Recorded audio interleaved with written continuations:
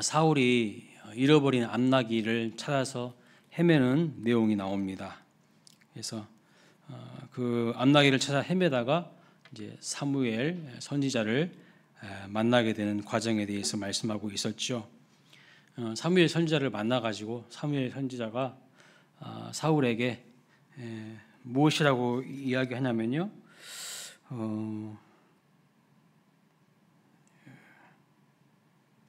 16절 말씀, 9장 16절 말씀 보면 이렇게 말합니다. 사울에게 기름을 부어서 이스라엘 백성의 지도자로 삼으라. 그가 내 백성을 블레셋 사람들의 손에서 구원하리라. 그리고 17절 말씀 보면 이 사울이 내 백성을 다스리라. 그럼 이제 이야기를 하죠. 사무엘이 사울에게 그런 이야기를 해주는 거예요. 하나님의 뜻을 전달하는 겁니다. 그런데 그 밑으로 이제 내용을 보면은 전혀 사울이 마음에 감동이 없어요. 의심이 많아, 의심이. 선지자한테 그런 말을 들어도 과연 그럴까? 왜 나 같은 사람에게 그런 엄청난 일이? 왜 나에게 이런 일이? 막 이렇게 의심하면서 잘 믿지를 못합니다. 사울은 좀 답답한 사람이에요. 그 당대의 사무엘 하면은 엄청난 위대한 하나님의 선지자거든요. 그 이스라엘 백성들이 다 아는 사람이에요. 근데 그 선지자로부터 이야기를 들어도 긴가민가해요. 믿음으로 탁 내 것으로 받아야 되는데 그 의심이 많아. 그래서 답답해요. 사울을 보면은 좀 답답해요. 그리고 이제 오늘 본문 사무엘상 10장과 11장은 이제 사울이 어떻게 왕으로 세워지는지 그 과정을 좀 더 구체적으로 보여주고 있습니다. 그래서 첫째는요, 사울이 기름 부음 받는 과정을 기록하고 있어요. 그리고 두 번째는 이제 모든 백성들 앞에서 제비 뽑기를 해서 확인이 되는 과정을 그려주고 있습니다. 그리고 사무엘이 사울에게 세 가지 사인을 이야기해 줍니다. 세 가지 증표를 보여주는 거예요. 하나님이 너를 왕으로 선택하셨고 세웠다는 증표를 세 가지를 보여줍니다. 이야기를 합니다. 그런데 여러분, 그래도 사울이 믿지를 못해요. 그래도 의심이 많아요. 그래서 사울을 보면 이 10장과 11장 이 사울의 면면을 보면요, 답답해요. 답답해. 이렇게 하나님께서 여러 가지 과정을 통해서 믿을 수 있는 여러 가지 많은 근거들을, 사인들을 보여주심에도 불구하고 의심이 많고요, 믿지 않아요. 자, 어떤 사람들은 똑같은 사건을 보고 경험해도 아무런 감각이 없는 사람들이 있습니다. 그냥 그런가 보다, 그런 사람이 있어요. 반면에 어떤 사람들은요, 그 사건을 통해서 하나님이 나에게 주신 메시지를 다 캐치해내는 사람이 있어요. 금방 그 메시지를 알아듣습니다. 뭔 말 하려고 하는지 하나님이 그 사건을 통해서 나에게 주시는 영적인 메시지를 다 캐치해내는 사람이 있어요. 하나님께서 이스라엘 백성들을 출애굽시키시잖아요. 홍해를 다 가르십니다. 그런데 그런 기적이요, 가나안 사람들에게도 이미 다 알려졌어요. 이스라엘 백성들이 애굽에서 출애굽에서 홍해를 건넜다는 것을 가나안 사람들도 다 알았거든요. 그래서 여호수아서 말씀해 보면 여리고 성에 살던 기생 라합이라고 있었습니다. 이 라합은요, 그 이야기를 이미 다 듣고 알고 있었다고 기록하고 있어요. 그래서 정탐꾼이 여리고 성에 정탐꾼이 왔을 때에 그들을 보호해주고 숨겨줍니다. 그러면서 라합이 뭐라고 하냐면요, 나는 그 홍해의 기적을 일으키신 하나님을 믿는다고 고백해요. 자기는 비록 지금 가나안 땅, 우상이 가득하고 세상 문화가 가득한 땅에 살지만 나는 그 홍해의 기적을 일으켜내신 하나님, 이스라엘 백성들을 출애굽하게 하신 그 하나님을 자기는 믿는다고 고백하면서요, 정탐꾼 편에 딱 쓰는 것을 볼 수가 있어요. 그래서 라합과 그 집안은 여리고 성이 점령당할 때요, 살아남습니다. 살아남아요. 구원을 받는 거죠. 그리고 마태복음 1장에 보면 예수님의 족보가 나오는데 거기에 여인의 명단인, 여인의 이름이 5명 등장합니다. 1장 5절에 보면 이런 말씀이 있어요. 살몬은 라합에게서 보아스를 낳았다고 되어 있습니다. 마태복음 1장 5절에. 여러분, 이 보아스가 누굽니까? 룻의 남편이에요. 룻기의 주인공인 룻의 남편이 되는 사람이 보아스죠. 결국 라합이요, 예수님의 육신의 조상이 되는 것을 볼 수가 있죠. 그런데 라합이 결혼한 살몬이 누군가 하면요, 여리고성을 정탐하러 2명 중에 한 사람, 2명이 오는데 그 중에 한 사람일 거라고 많은 성경학자들은 이야기를 합니다. 그래서 라합은 믿음으로 말미암아 가정이 구원받았을 뿐만 아니라요, 남편도 만나게 되고 예수님의 조상이 되는 엄청난 은혜를 입은 사람이 되는 거예요. 라합에게서 잘한 것은 뭐냐면 믿음이 있었다는 거예요. 하나님을 향한 믿음.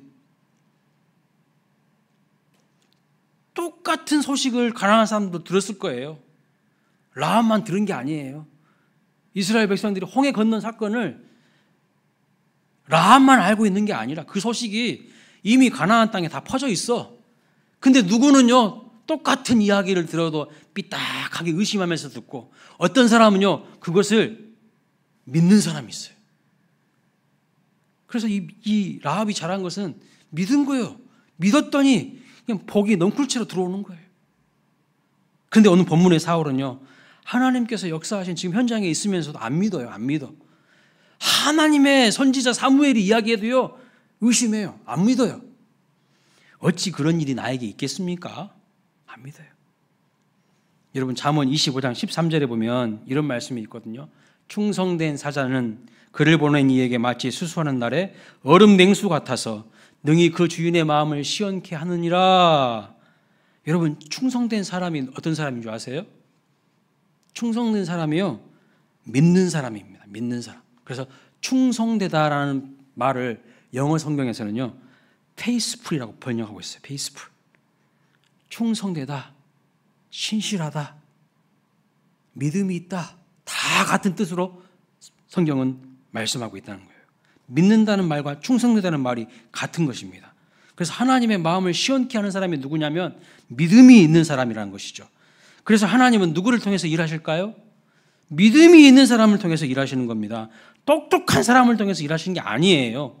세상에 스펙 화려한 사람을 통해서 일하시는 게 아니에요. 하나님은요, 믿음의 사람들을 통해서 세상의 강한 자들을 부끄럽게 하시는 분이 하나님이신 거예요. 그래서 자꾸 우리는 믿음으로 나아가야 됩니다. 오직 의인은 믿음으로 말미암아 살리라 그랬잖아요. 그런데 사울은 의심이 많아요. 의심이 많아. 하나님의 말씀을 들어도, 선지자들을 통해서 하나님 말씀을 들어도 과연 그런가? 삐딱삐딱합니다. 사무엘이 사울을 왕으로 세우기 위해서 기름을 부었어요. 그래도 못 믿어요. 그래서 추가적으로 3가지 증표를 또 보여줍니다. 알려줍니다. 그런데도 안 믿어요. 여러분, 증표는 왜 보여주시는 것일까요? 왜 사인을 보내주시는 걸까요? 믿으라고 보여주시는 건데도 안 믿어요. 그리고 삐딱하게 해석하고요. 그래서 은혜를 누리지 못합니다. 왜 우리가 은혜를 누리지 못하냐? 하나님이 다 보여줘도, 하나님이 다 기회를 줘도 그것을 내 것으로 받지를 못해요. 그래서 은혜를 누리지 못합니다. 은혜와 믿음의 관계를 에베소 2장 8절에 이렇게 말씀합니다. 같이 한번 읽어보겠습니다. 시작. 너희는 그 은혜에 의하여 믿음으로 말미암아 구원을 받았으니 이것은 너희에게서 난 것이 아니요 하나님의 선물이라 그랬어요.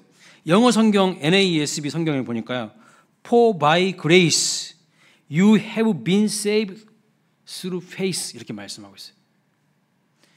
영어 성경을 보면 그 뜻이 좀 더 명확해집니다.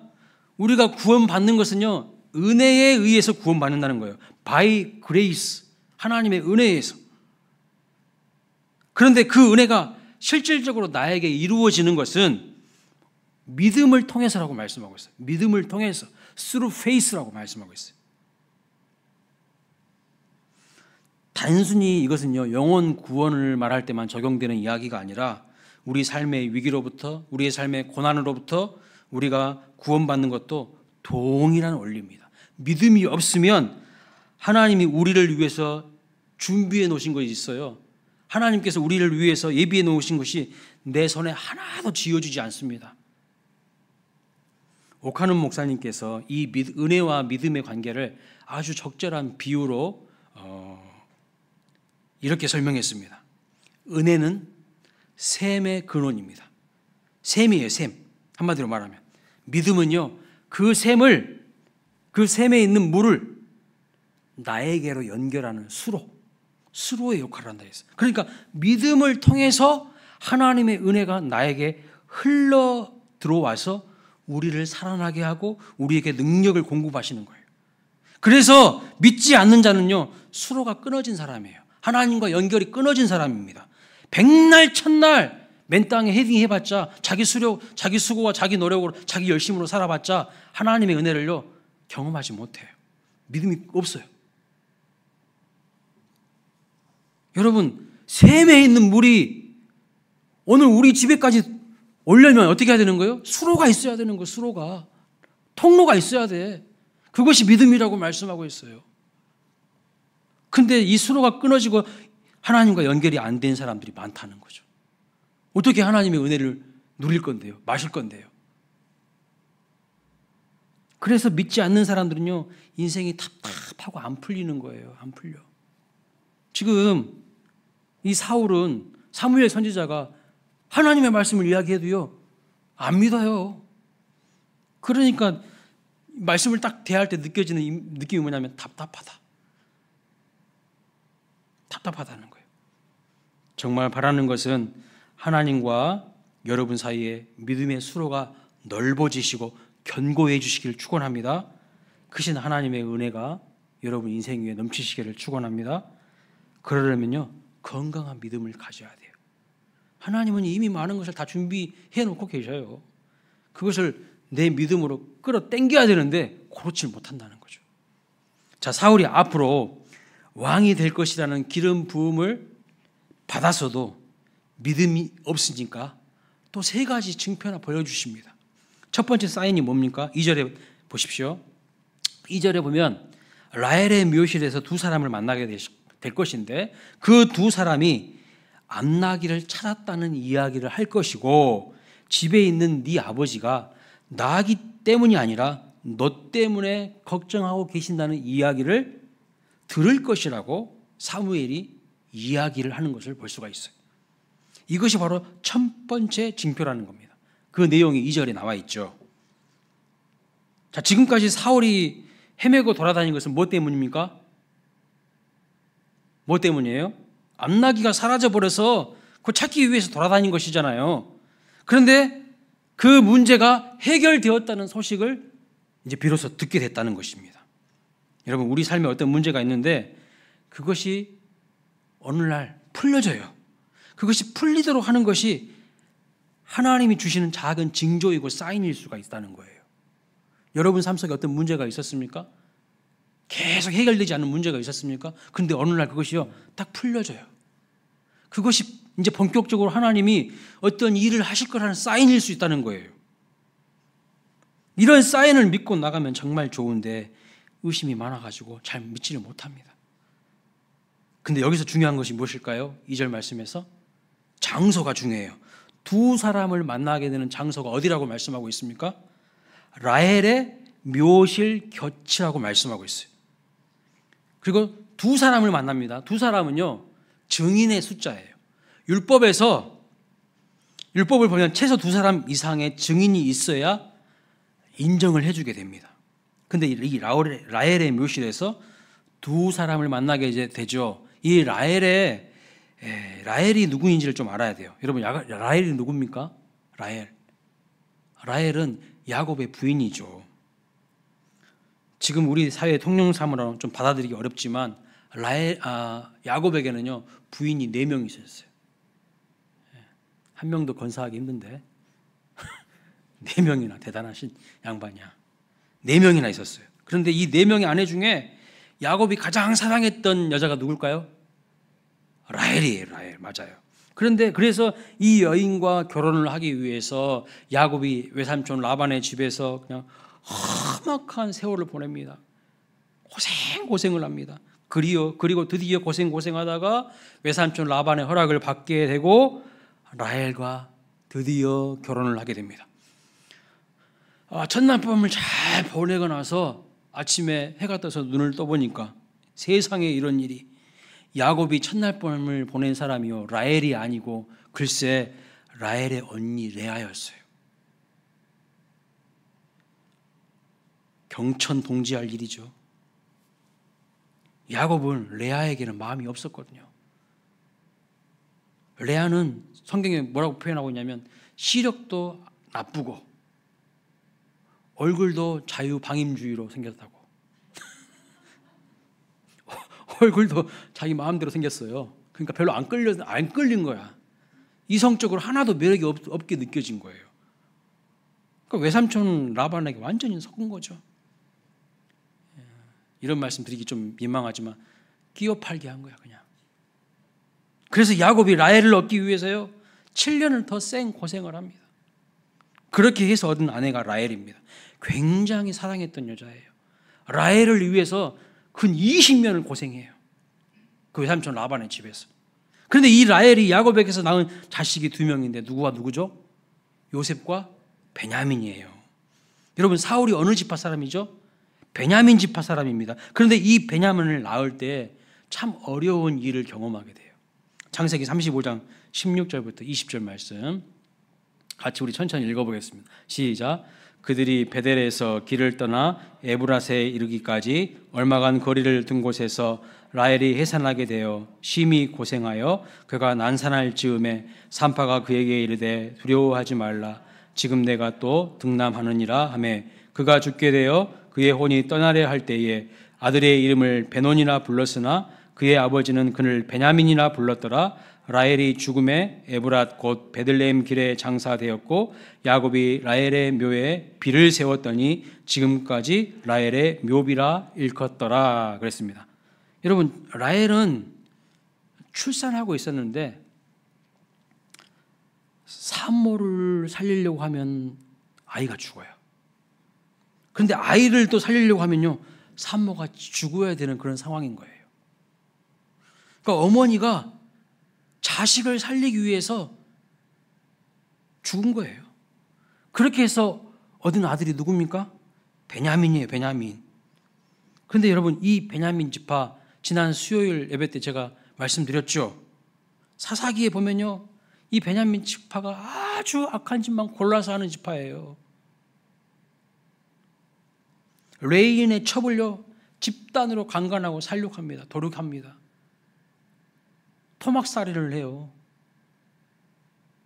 그 소식을 듣게 된 나머지 11지파가요 이런 천일공농할 놈들이 다 있나 하면서 11지파가 똘똘 뭉쳐가지고 베냐민 지파와 전쟁을 벌입니다.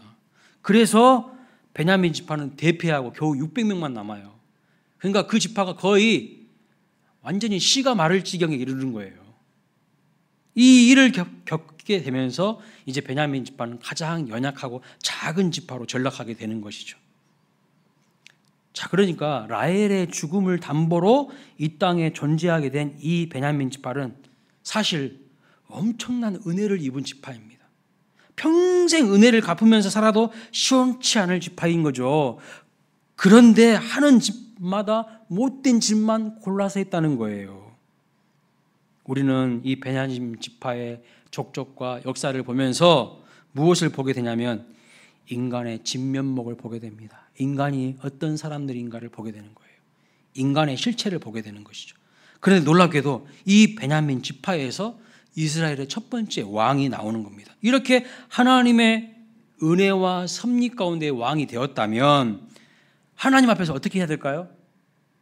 더욱 겸손한 왕이 돼야 되고 하나님의 말씀대로 나라를 통치해야 되는데 사울 왕은요 전혀 그렇지 않았어요.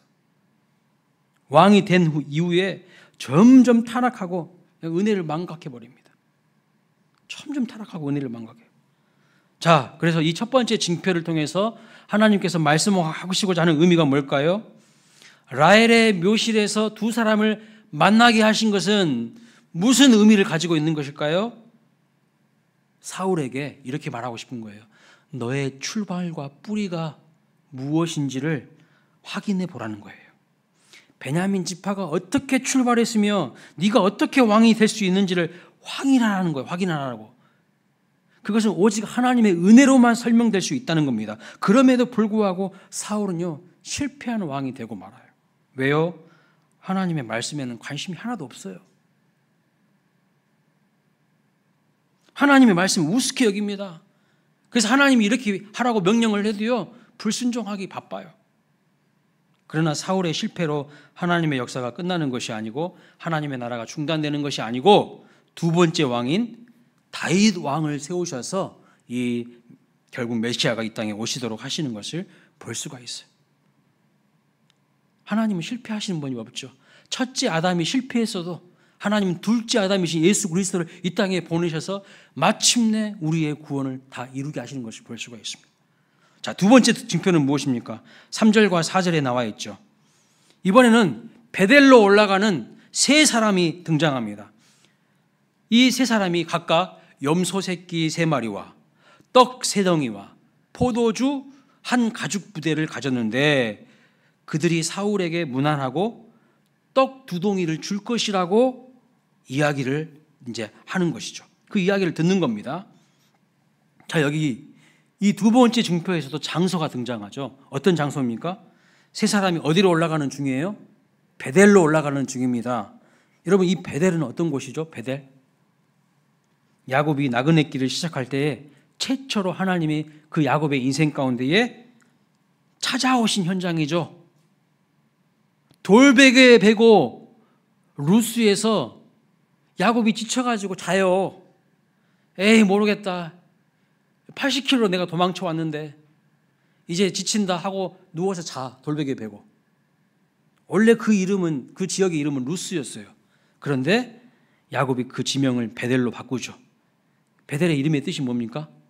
하나님의 집이라는 뜻입니다. 여기 벳은 집이라는 뜻이고 엘은 하나님이라는 뜻이에요. 그러니까 베델 하면 하나님의 집이라는 뜻이에요. 베들레헴은 뭔 뜻입니까?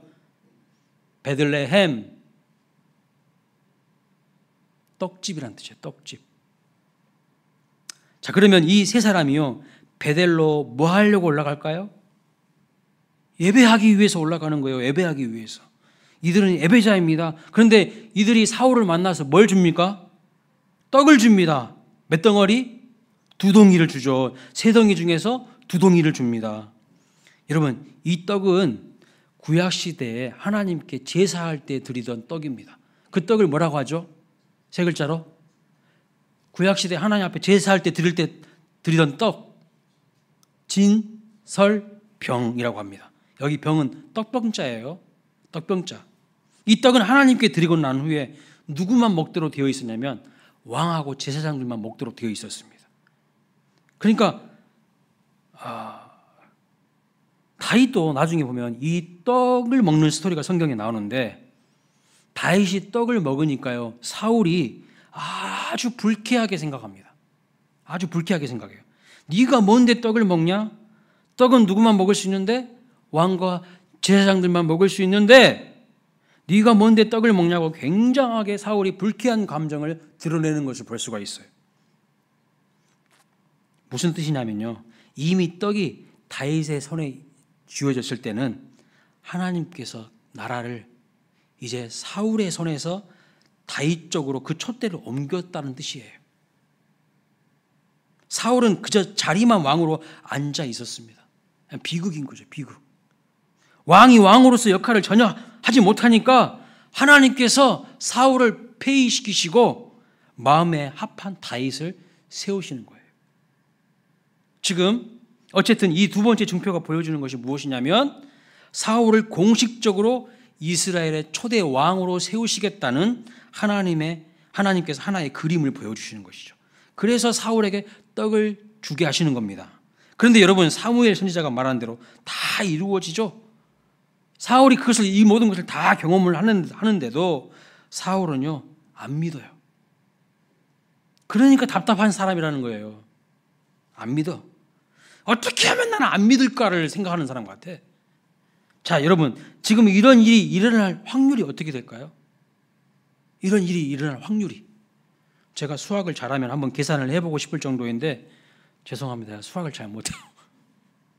여러분 한번 생각해 보세요. 길을 가다가 다볼 장수리 나무가 나올 텐데 거기서 올라가는 베델로 올라가는 세 사람을 만날 확률이 어떻게 될까요?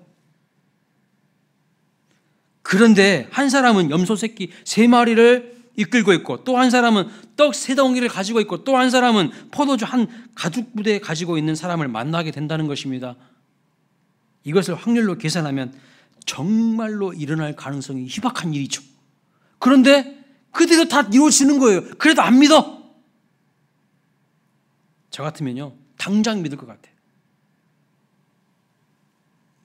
실제로 이런 일이 일어나도 사울은 안 믿는다니까요. 그리고 더 일어날 가능성이 희박한 것은요, 그 중에 떡 가진 사람만 떡 3덩이 중에서 몇 덩이를? 2덩이를 사울에게 준다는 겁니다. 아니 3덩이 중에 3덩이 줄 수도 있고 3덩이 중에 1덩이 줄 수도 있는데 3덩이 중에 2덩이를 준다는 거예요. 근데 그것이 그대로 이루어지는 거예요. 근데도 안 믿어? 안 믿으려고 작정한 거지. 그냥 떡 3덩이 중에 2덩이만 주는 이 일이 일어날 확률은 얼마나 되겠습니까? 제가 설교 준비하면서 저희 집사람한테 한번 계산해 보려고 문자를 보내려고 하다가 그냥 참았습니다. 못 믿어요, 사실은. 그래서 답답한 거예요. 믿음을 통해서 하나님이 일하시거든요. 믿음을 통해서 하나님의 은혜를 끌어오게 만드시거든요. 믿음이 없으니까요, 맨날 자기 스스로에게 있는 자원 가지고 일하려고 하니까요, 허헉거리는 거예요. 인생이 빡빡한 거예요. 하나님이 공급해 주신 은혜와 능력으로 치고 나가야 되는데 하나님의 은혜는 공급되는 거 없고 맨날 내 속에 있는 자원 가지고 뭔가 해보려고 하니까요, 인생이 팍팍한 거예요. 답답한 것이고. 자, 마지막 3번째 사인은 무엇입니까? 5절과 6절에 나와 있죠. 블레셋 사람의 영문이 있습니다. 영문. 여기 블레셋 사람의 영문은요, 국경선을 의미해요. 그러니까 블레셋 사람들 영문, 블레셋 진영의 문이라는 걸 의미합니다. 블레셋 진영의 문이에요. 거기 함부로 왔다 갔다 하면 죽어요. 한마디로 말하면 휴전선 같은 곳이에요. 휴전선 같은 곳. 블레셋하고 이스라엘은 사이가 안 좋아요. 여러분 잘 아시다시피. 근데 그 국경선에서 왔다 갔다 하면 어떻게 되겠어요? 잘못하면 죽는다고요. 그런데 그 근처에서 선지자의 무리가요, 악기를 연주하면서 애언하면서 내려오는 것을 만나게 될 것이라고 이렇게 또 말씀하고 있어요. 그리고 사울에게 여호와의 영이 크게 임하여서 사울이 예언을 하게 될 것이고 새 사람이 될 것이라고 이야기하는 겁니다. 여러분, 이것도 진짜 일어나기 어려운 일이죠. 아니, 적군 앞에서 숨어 있어뒀으면 살까 말까 하는데 악기를 연주한다는 건 뭐예요? 나 여기 있어요 대놓고 광고하는 거죠. 아니, 휴전선 앞에서 우리나라 남북 상황을 한번 생각해 보세요. 휴전선 앞에서 나 여기서 지금 숨어 있어요 하고 막 소리 막 고래고래 친다고 생각해 봐요. 총알바지 되시기 딱 십상이죠. 뭐 광고하는 거예요? 이것도 일어날 일이 정말 희박한 일이고 확률적으로 거의 불가능한 일입니다. 그런데 이 일이 일어나도 사울은 잘 못 믿어요. 그리고 더 희박한 것은요, 네가 거기서 성령을 받아서 예언을 하는 일이 있을 것이라고 말씀합니다. 그래서 너는 새 사람이 될 것이라고. 그리고 왕이 되어가지고 나라를 통치하게 될 것이라고. 자, 이렇게 3가지 징조를 사인을 주시는 이유는 무엇입니까? 믿으라고 주는 거예요. 믿으라고. 믿어야 하나님의 은혜와 능력이 나에게 부어지고 내 것이 되는 거예요. 나에게 공급이 되는 거죠. 근데 안 믿어요. 믿음이 수로가 되어서 하나님의 은혜의 샘에 있는 물이 나에게로 오도록 만들어야 되죠. 그런데 이렇게 많은 징조를 보여주셔도 못 믿는 겁니다. 자, 여러분, 이 3번째 징조에서 여호와의 영이 임하게 되고 새 사람이 된다는 것은 무슨 의미일까요? 여호와의 영이 임하고 새 사람이 된다는 것은 이제 왕이 되어서 나라를 통치하게 될 때인데 세상의 원리와 세상의 가치로 나라를 통치해서는 절대로 안 된다는 것을 의미하는 거예요. 이 백성은 언약 백성이고 언약 공동체이기 때문에 너는 새 사람이 되어서 반드시 하나님 나라의 원리와 하나님 나라의 질서와 언약의 기초 위에 말씀에 의지해서 나라를 다스려야 된다는 뜻을 가지고 있는 거예요. 그 일을 위해서 여호와의 영이 임한 것이고요. 그 일을 위해서 예언을 하게 하는 거예요. 여기서 예언이라는 것은 미래를 말한다는 것이 아니에요. 여기 예자가 맡을 예자야. 말씀 원자예요. 말씀을 맡은 사람이 된다는 거예요. 그러니까 철저하게 하나님의 말씀의 기초 위에서 나라를 통치해야 된다는 것을 말씀하는 거죠. 왕은 하나님을 대신하여서 나라를 통치하는 존재이기 때문에 철저하게 하나님의 말씀을 믿는 믿음으로 나라를 다스려야 된다는 것입니다. 그런데 믿음으로 하나님의 백성을 통치하는 데 있어서 가장 큰 장애물이 뭘까요, 여러분? 무엇이 나라를 하나님의 말씀으로 바르게 통치하는 데 있어서 가장 큰 장애물이 될까요? 인간의 생각이에요. 인간의 상식과 인간의 합리성이에요. 이것이 믿음으로 나아가는 것을 방해한다는 거예요. 하나님 앞에서 나와서 기도해야 되는데 금요일에 이런 생각이 드는 거예요. 금요 기도에 나오려고 하는데 일주일 내내 고생하고 뭔 금요 기도회야. 쉬워! 그게 상식이고 합리적이지. 그놈의 합리적이고 상식적인 말들이요 믿음을 다 죽여버리는 거예요. 기도해야 살지요. 기도해야 내 힘으로 이루지 못하는 하나님의 놀라운 새로운 일들이 일어나죠. 하나님의 큰 일과 새 일이 일어나죠. 내 힘으로 해봤자 맨날 그 수준인 거 아닙니까? 근데 그놈의 합리적이고 상식적인 말들이요 우리의 믿음을 다 죽여버린다니까요. 새벽 기도회는 누가 만들어서 우리를 피곤하게 만들어? 꼭 그 시간에만 기도해야 돼? 대단히 똑똑하고 합리적인 것 같아 보이지만 그런 인간적인 생각들이요 믿음을 잘하지 못하게 하고 교회 공동체가 하나님의 능력으로 일어나게 하는 것을요 방해하는 거예요. 주저하게 만들어버리는 거예요. 여러분 이스라엘 백성들이 홍해를 건너려고 할 때에 물이 갈라지려고 물결이 막 난리를 칠 때 그때 싹 하고 들어갔습니까? 아니요. 아무런 기미도 안 보이고요. 아무런 징조도 안 보였어요. 미동도 하지 않을 때에 그냥 주님의 말씀에 의지하여서 믿고 발을 디뎠을 때에 그때 비로소 홍해가 갈라졌습니다. 항상 하나님의 신비한 경영과 통치를 위해서 우리를 연단시키고 우리를 훈련시키고자 하는 것은 순종이에요. 우리를 하나님께서 훈련시키고 연단시키고자 하는 그 신앙의 영역은요 순종이에요. 주님만을 바라보는 순종이에요.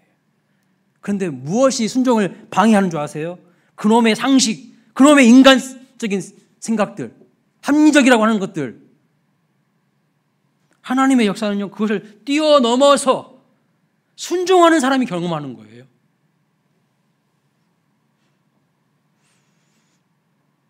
여러분 하나님의 은혜를 기대하시죠. 근데 하나님이 은혜 주실 때 보세요. 상식적인 수준에서 하나님이 은혜를 주시던가요? 아니에요. 우리는 하나님 앞에 은혜 받기를 원하면서도 우리가 하나님 앞에 반응할 때는 그 상식을 못 뛰어넘어요. 하도 상식 이하의 사람들이 많으니까 상식이라도 했으면 좋겠습니다. 그러니까 이제 그런 의도에서 상식을 붙드는 거 뭐 이해가 됩니다.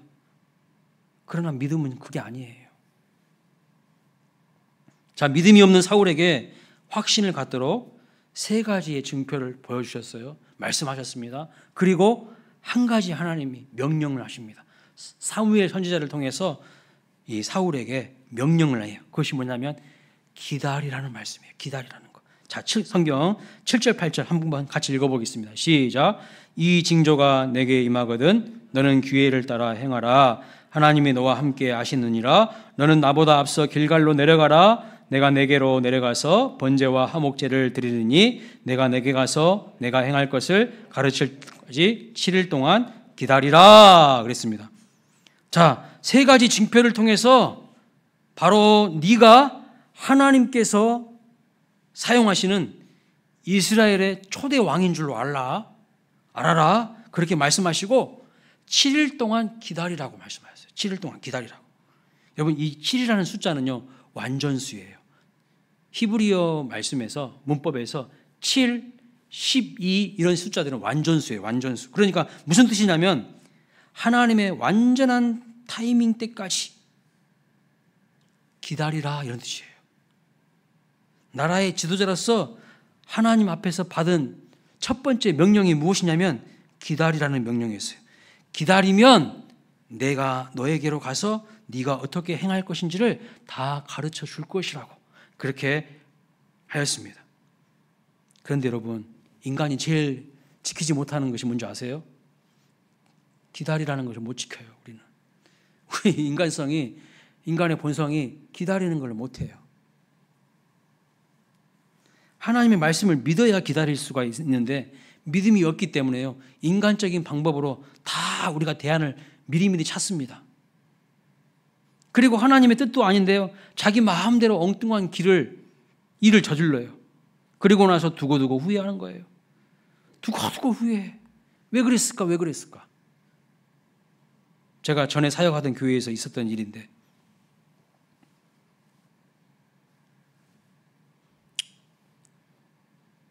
모르겠 이 영상을 보면 좀 그럴 텐데 청년들을 보면요. 배우자 놓고 별로 기도하지 않습니다. 그리고 기다리지도 않아요. 그리고 조건 보면서 사람 만나더라고요. 조건 보면서. 그래서 세상적인 좋은 조건이 있으면 그 사람이 믿음이 있는지 없는지 확인도 하지 않고 하나님 앞에 기도하는 시간도 없고 그냥 마음을 줘버려요. 그냥 마음을 다 줘버려요. 그리고 결혼을 하는데 조금 지나면요. 찾아와요. 어김없이 찾아와. 그래서 제가 잘 지냈는지 물어보면요. 눈물을 툭툭툭툭 흘려요. 목사님, 그때 왜 안 말리셨어요? 그때 목사님은 다 알고 있지 않으셨냐고. 여러분, 제가 말 안 했겠어요? 제가 한 이야기는 하나도 기억을 못한 거예요. 왜요? 이미 눈에 콩깍지가 쓰여 있어. 이미 자기 생각에 다 갇혀 있어요. 하나도 말이 안 들어오는 거예요. 오늘 사울도 똑같아. 사무엘 선지자가 말을 해도 안 들어. 못 믿어.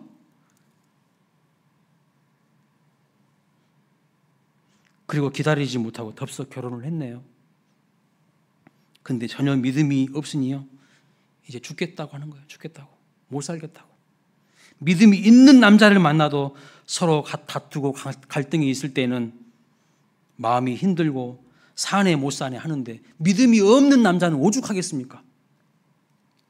얼마나 그 속에서 갈등이 많겠어요. 그 찾아와가지고 눈물을 뚝 흘리는 거예요. 왕이 된 이후에 사울의 인생을 보면요. 다 여기서 넘어지는 거예요. 다 이 문제에서 다 넘어지는 거예요. 하나님이 기다리라고 했는데요. 못 기다려요. 여기서 다 넘어지더라고요. 제사장이 오기 전에 기다리지 못해서 자기가 제사를 집례해버리는 거예요. 엉뚱한 짓들을 합니다. 결국 여러분, 신앙의 싸움은 나의 이 욕망과 다급함이 중요한 것이 아니라 하나님의 타이밍에 이르길 때까지 내가 하나님 앞에서 엎드려 기다릴 수 있는가 하는 싸움이에요. 우리는 조급해요. 너무 조급해. 여러분, 뱃속에 있는 아이가 10개월 동안 엄마 뱃속에 있고 때가 되면 나와야 하는데 기다리지 못하고 일찍 나와버리면 어떻게 됩니까? 그 아이는 미숙하라고 해요. 미숙아. 면역력도 떨어지고 가족들도 고생시키죠. 장기들도 정상이 아닐 경우가 많죠. 빨리빨리가 중요한 것이 아니고 하나님이 정해놓으신 타이밍까지 기다릴 수 있는 것이요. 믿음이고 실력이에요. 믿음으로 나아가야 할 때는 멈춰버리고 믿음으로 기다려야 할 때는 섣부르게 행동하는 어리석은 사람들이 너무 많다는 거죠. 반대로 청개구리처럼 행동하는 거예요. 지금 파란불이 딱 들어왔어요. 그러면 가야 돼. 근데 가만히 서 있어. 지금 빨간불이야. 멈춰야 돼. 근데 막 가. 전혀 하나님하고 호흡이 안 맞아요. 하나님의 은혜를 풍성하게 경험하게 되는 비결은요. 믿음입니다. 믿음. 우리 광일교회 모든 가족들이 견고한 믿음으로 풍성한 은혜를 경험하게 되시기를 주님의 이름으로 축원합니다. 나의 믿음은 과연 말씀의 기초 위에 세워진 건강한 믿음인가? 아니면 내 개똥 철학 위에 세워진 믿음인가? 점검해 보십시오. 하나님의 말씀을 붙들어야 돼요. 이 말씀을 붙들지 못하고 기다리지 못했기 때문에 결국 사울은요, 망한 인생이 됩니다. 화려하게 등장했다가 끝이 희지부지한 인생이 돼버리는 거예요. 영두사미가 돼버리는 거예요. 뭐 하나님의 영도 크게 임했습니다. 애언도 합니다. 그러나 왕이 된 이후에는 점점 추락하는 인생이 되는 거예요. 왜요? 말씀을 의지하지 않고 자기 생각대로 하는 거예요. 그놈의 상식 때문에 하는 거예요. 그놈의 합리적인 것 때문에 자기 생각에 매워가지고 하나님의 뜻대로 하지 않아요. 기다리지 못해요. 그래서 인생이 실패자가 되는 것을 볼 수가 있습니다. 어떠한 경우에도 우리는 하나님의 은혜를 공급받아서 승리하는 삶을 살아가길 바랍니다. 그러려면 뭐가 있어야 된다고요? 말씀의 기초 위에 세워진 건강한 믿음으로 반응해야 된다는 것입니다. 그러한 우리 모든 광일교회 가족들 되시기를 주님의 이름으로 축원합니다. 아멘.